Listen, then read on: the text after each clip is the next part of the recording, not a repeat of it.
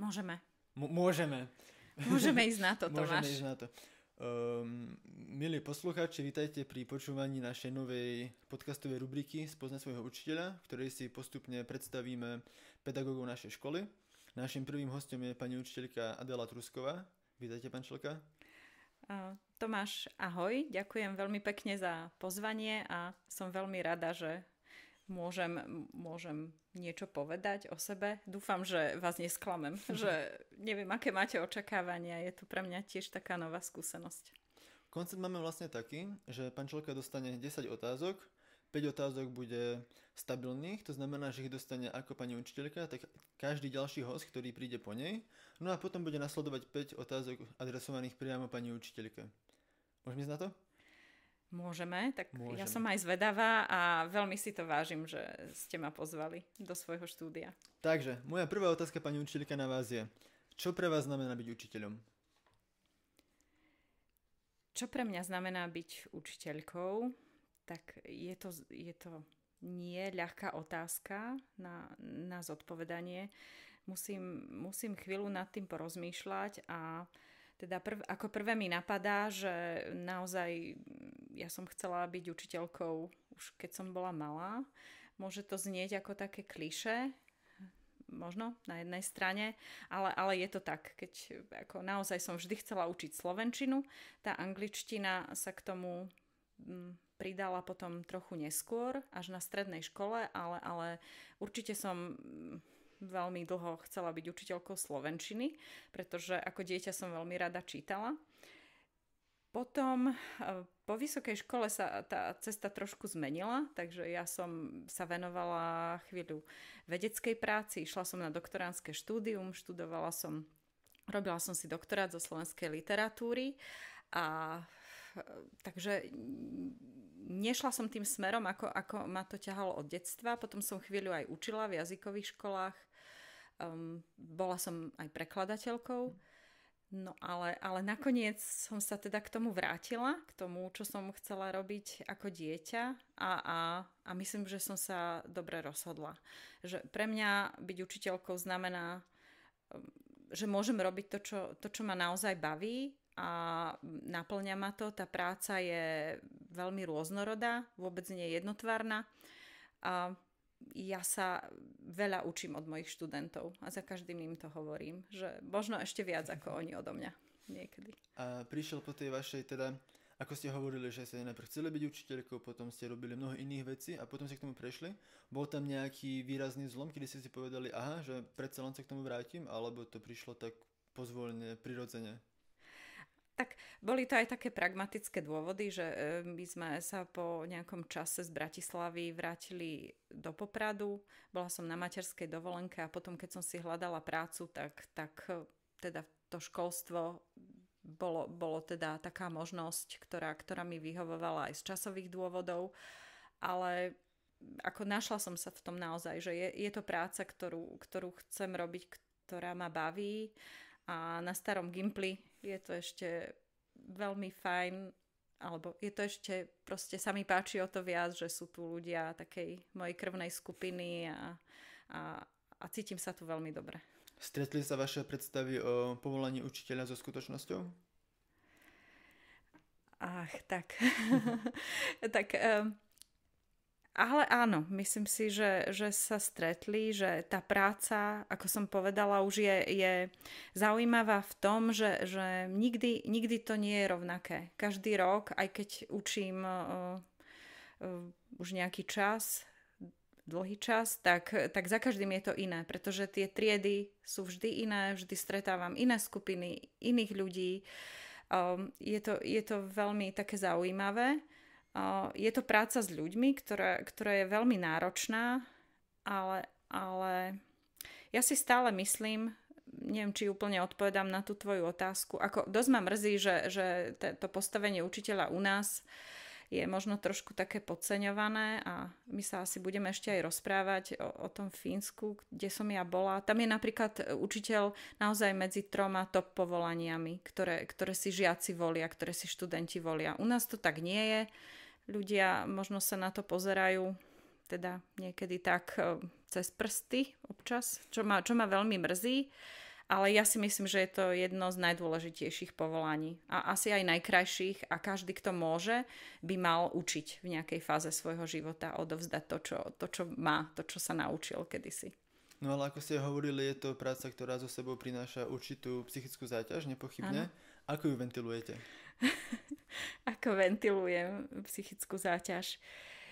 Áno, je to práca s ľuďmi a je to práca náročná, keď stojíte 5 alebo 6 hodín pred skupinou žiakov, no a potrebujem a ja teda nejako relaxovať, tak som človek, čo naozaj veľmi rada čítam, to je jedna vec.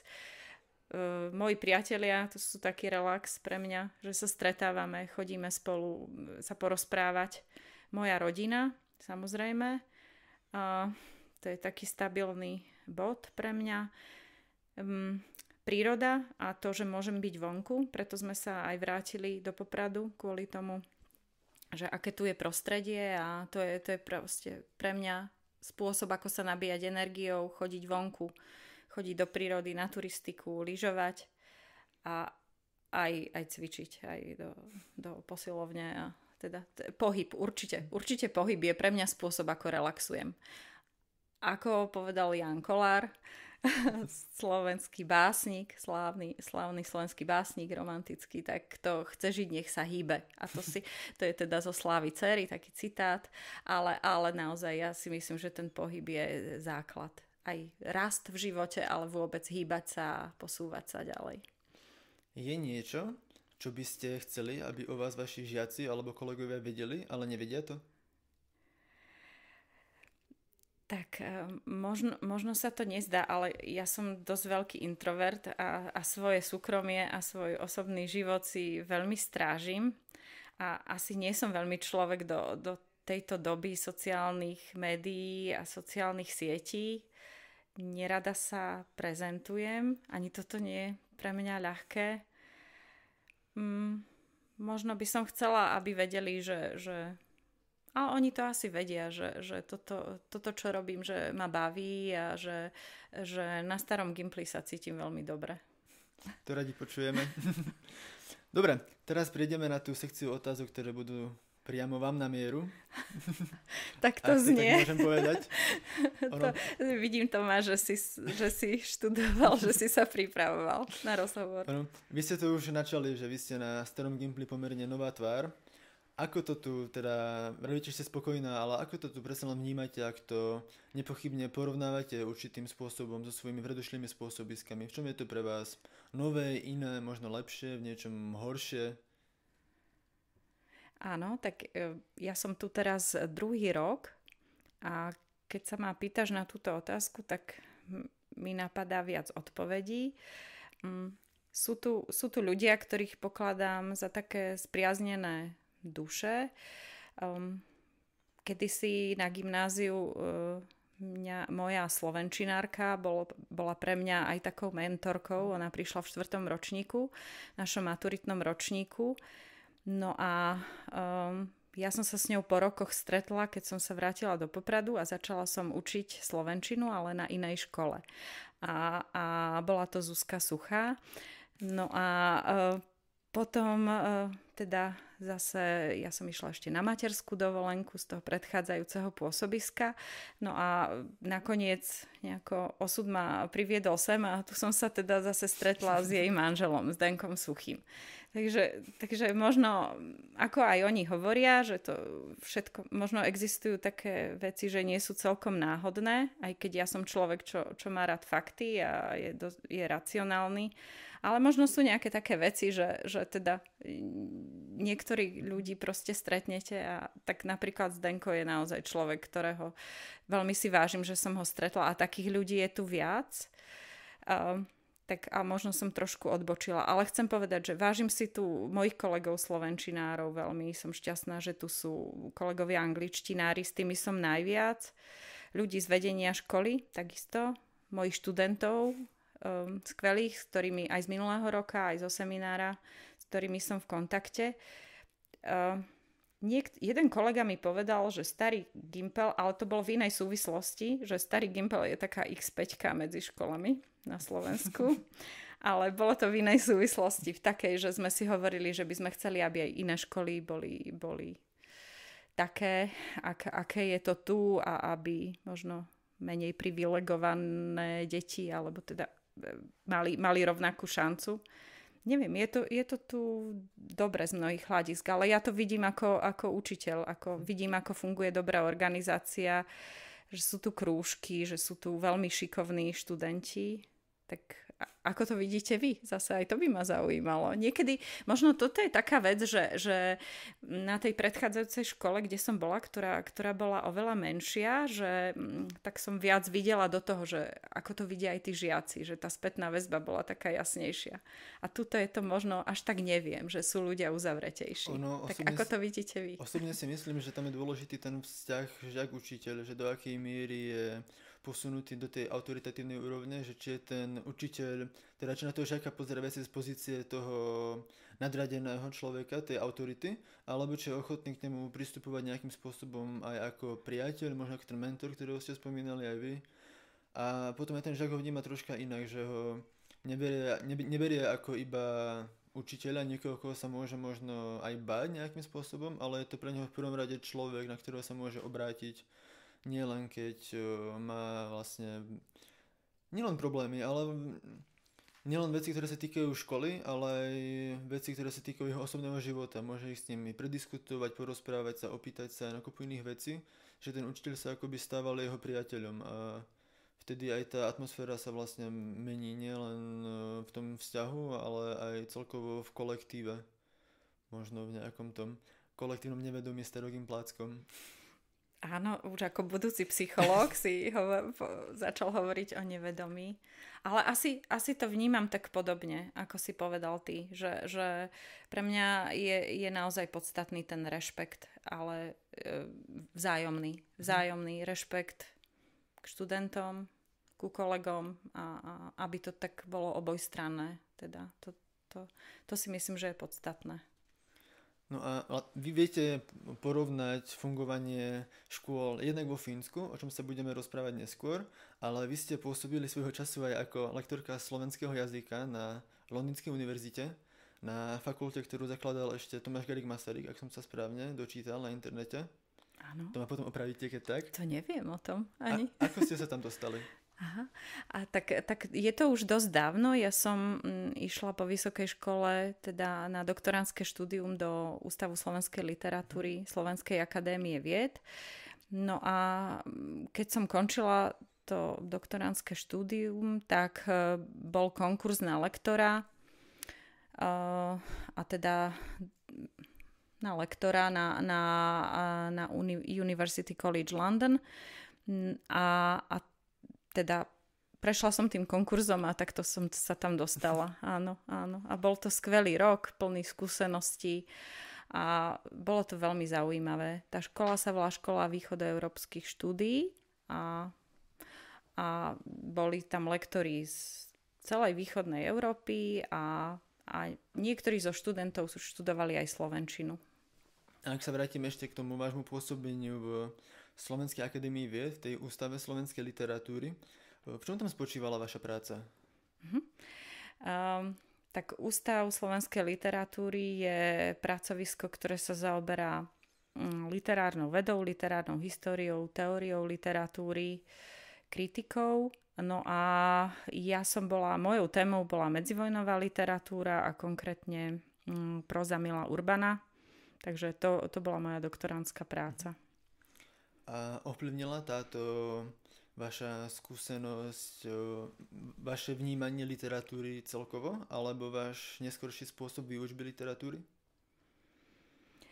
Tak ja sa do Ústavu slovenskej literatúry rada vraciam, pretože aj teraz v lete som tam bola, lebo robia aj semináre pre učiteľov, aj my učitelia, tak ako vy študenti.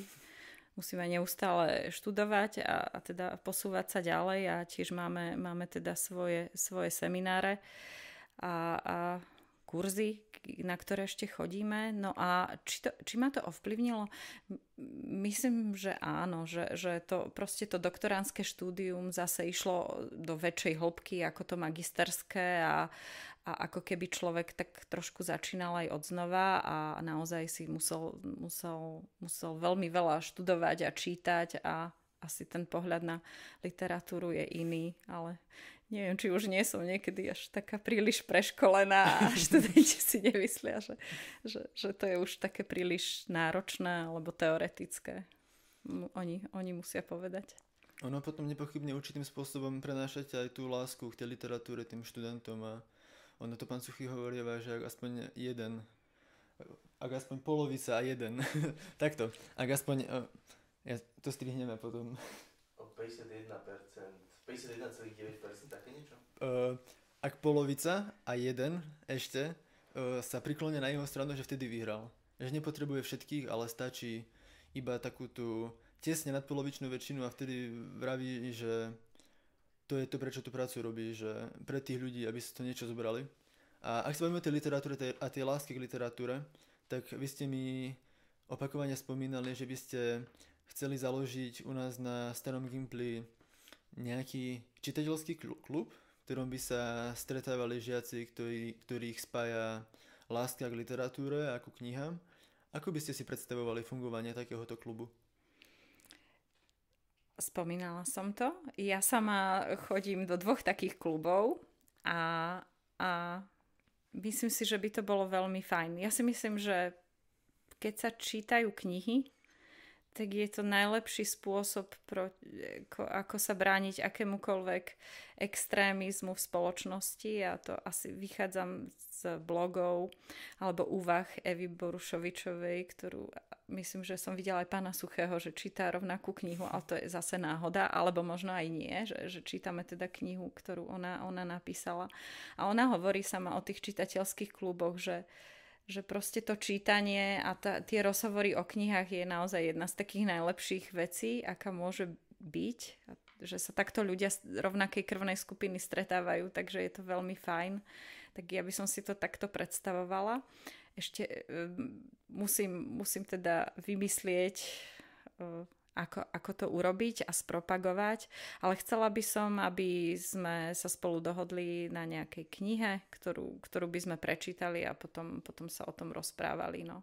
A ty si mi hovoril, že nevieš, či sa to ujme, alebo že uvidíme, tak uvidíme. Ja to skúsim, ale myslím, že by to bolo veľmi fajn. A že sú tu ľudia, ktorí radi čítajú a veľmi nie asi povinné diela, lebo už keď študenti počujú, že niečo je povinné z literatúry, tak už sa zježia a už to veľmi nechcú. Ale tak možno to vyjde, no uvidíme. Tak vám budem držať palce a ďakujem za rozhovor a vašu ochotu. Ďakujem veľmi pekne a ja, Tomáš, a vážim si, že som mohla byť pri tom.